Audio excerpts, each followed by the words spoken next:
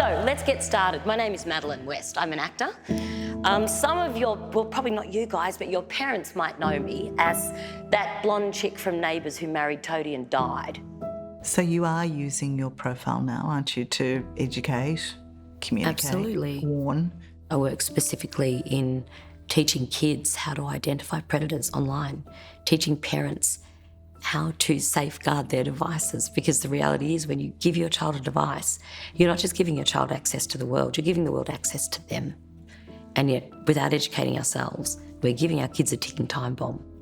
Have any of you ever had a friendship or found yourself doing something that doesn't make you happy, that doesn't make you feel comfortable, yeah? That doesn't make you feel good about yourself, and yet you feel like you have to keep doing it, right?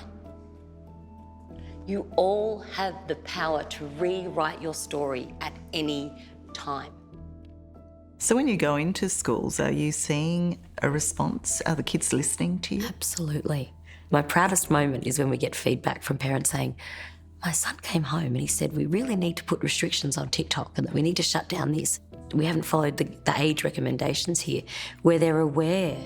They're now aware where they're exposed and they want to protect themselves. So that for me is really gratifying. I left home really, really young. When I was very, very little, I experienced some pretty horrible stuff that has stayed with me for most of my life. But I managed to survive. And I've hit a point in my life now where I'm determined not just to survive, but to thrive. I wanted to be out and proud and name myself as a victim of this person because it's not my fault. I didn't do it. Why should I hide from it? Why should I be made to feel ashamed for it? But this is how society deals with it. We put the chicken in front before the egg, that the victim has to carry the burden. The victim should be ashamed. They should be keeping this quiet. They shouldn't be telling anyone. There is a conspiracy of silence around sexual abuse, and we have this idea of what a victim looks like, and it's not a pretty portrait. It's associated with addiction and somehow being socially inept and being broken, and if you manage to survive at all. And as someone who had a very forward-facing profile, the notion that I experienced that was part of who I was filled with ideas of shame.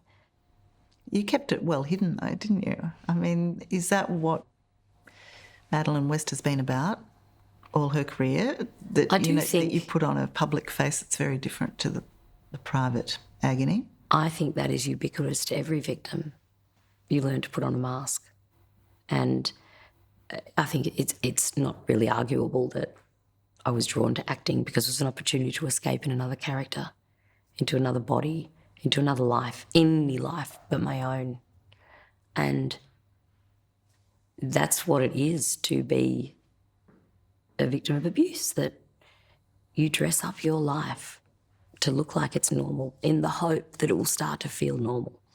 But it never does. For most of my life, there wasn't much to like. I hated myself.